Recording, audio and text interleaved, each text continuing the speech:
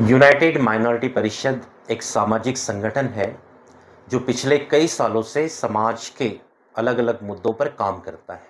आज के इस मौके पर हम समाज से ये आह्वान करना चाहते हैं, जो अभी विधानसभा का चुनाव आया है, इस चुनाव के संदर्भ में आपसे कुछ बातचीत करना चाहते हैं। मैं डॉक्टर असलम बारी यूनाइटेड माइनॉरिटी परिषद का प्रमुख हूँ। मेरे साथ में डॉक्टर वहीद पटेल साहब हैं, जो हमारे संगठन के महासचिव हैं। देखिए कैसा है इलेक्शन, ये सिर्फ एक दिन का इलेक्शन नहीं होता है, ये पूरे 5 साल तक आपके बच्चों की, आपके समाज की तकदीर का फैसला लेने वाला इलेक्शन होता है। आपके एक वोट से कोई उम्मीदवार जीत जाता है तो एक वोट से कोई उम्मीदवार हार जाता है। वोट देने के पहले आपको हर चीज़ को समझना चाहिए कि भाई हम वोट क्यों दे रहे हैं, किस लिए दे रहे हैं।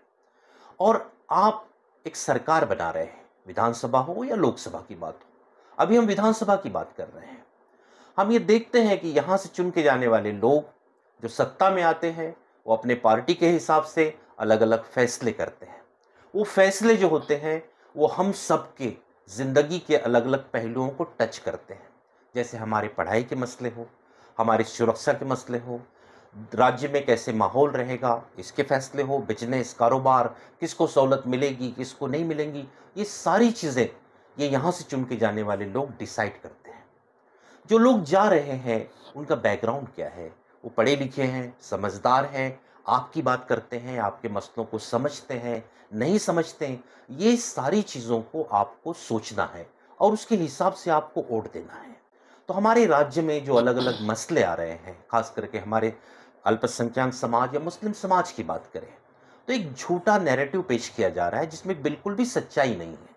अगर कहीं की कोई घटना होती है तो उसके लिए पूरा समाज जिम्मेदार नहीं होता है, लेकिन आज का माहौल ऐसा है कि किसी एक घटना को पकड़कर पूरे समाज को दोषी ठहराया जा रहा है, उसका माहौल बन रहा है।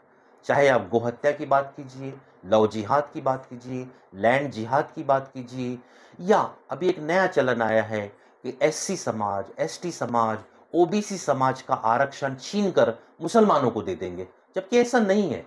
संविधान अलग है, कानून अलग है।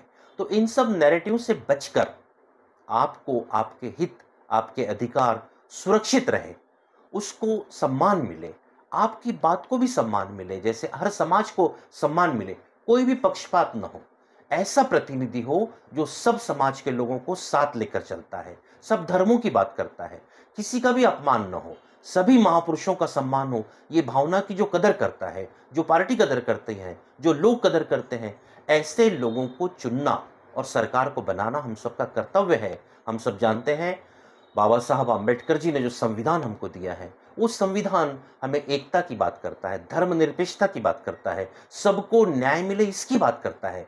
तो जो पार्टी, जो लोग, जो उम्मीदवार इन बातों को मानते हैं, आप सब उनको ध्यान में रखते हुए मतदान करें, भरपूर मतदान करें, क्योंकि ये मौका बार बार नहीं आता है। इसलिए ज़्यादा से ज़्यादा आप लोग मतदान में हिस्सा लें, अपने मतों को वहाँ पे रखें और अपने मन मर्जी की सरकार लाए। यही आपसे अनुरोध करने के लिए हम लोग यहाँ पर मौजूद हैं।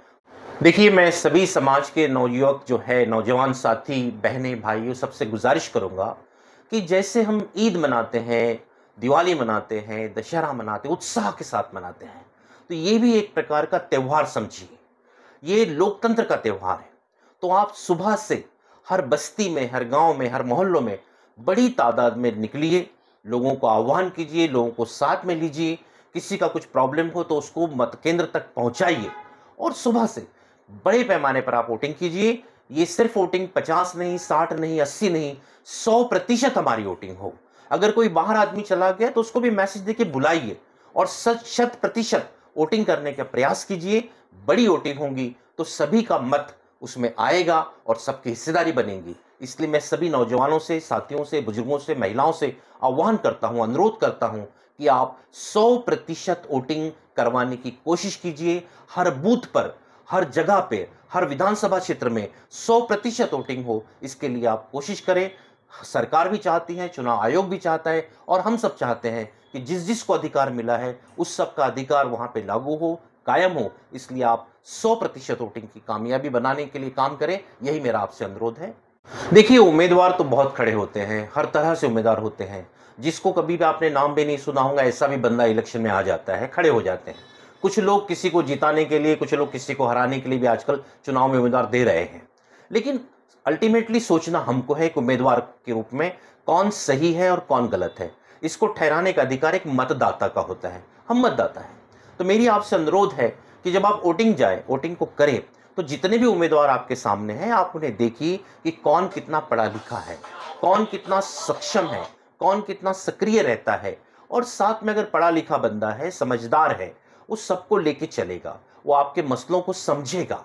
लेकिन अगर कोई कम पढ़ा लिखा है और जिसका कोई बैकग्राउंड बहुत खराब है, जो गुंडागर्दी वाला आदमी है, जिसका कोई लेना देना नहीं है, जो निष्क्रिय है, ऐसा उम्मीदवार आपकी बात को समझ नहीं पाएगा और सही रूप में काम भी नहीं करेगा। तो जो पढ़े लिखे लोग हैं, समझदार लोग हैं, जिनका काम सक्रिय रूप से रहता है, जो आपकी हर मांगों में आपका साथ देते हैं, आपके साथ चलते हैं, जब कभी भी अन्याय होता है तो आपके साथ खड़े होते हैं और आपकी हर चीज़ को समझ सकते हैं, तो ऐसे समझदार पढ़े लिखे लोगों का ही आप चुनाव करें, यही मेरी आपसे गुजारिश है। अस्सलाम वालेकुम, मैं वहीद पटेल, यूनाइटेड माइनॉरिटी परिषद का महासचिव हूँ। मैं आह्वान करना चाहता हूँ मुस्लिम समाज से और पिछड़े समाज से भी हमें ज़्यादा से ज़्यादा वोट देना है। और मैं हमारे समाज के लोग, मुस्लिम समाज के लोग और अन्य समाज के लोगों से मैं आह्वान करूँगा कि सुबह जो वोटिंग का समय शुरुआत हो रहा है, उस समय से वोट डालने के लिए महिलाएं भी अपने घर से निकलें और अपने सारे काम को निपटा कर वोट डालने के लिए जाए।